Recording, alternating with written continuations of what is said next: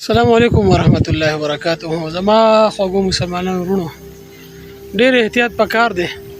اکثر دغه شی نه دی دا چې کله باندې کوئ که نه، نو دې ته ډېر خیال کوئ. ټایمینګ ته ګورئ، دغه ته ګورئ، دا شپېلي ته ګورئ، دا ګیس میس وغیره.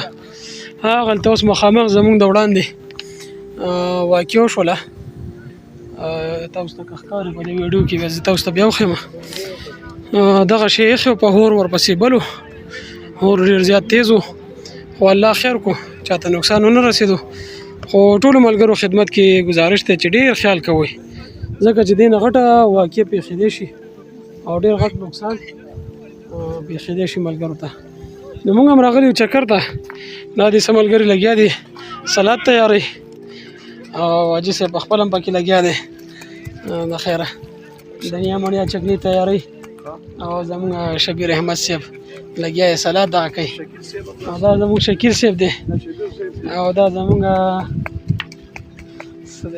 ارشد خان، نوم یې رانه هېر شو یار. او الله دې ټول خوشحاله و آباد لري. نور بس میسج مې دغه در کولو چې ډېر خیال کوئ په دې دغه کې، په دې پروګرامونو کې چې دا دیګ بخار کله باندې کوئ، دا ګیس موږ ورته دیګ بخار وایو، څوک ورته کوکر وایي.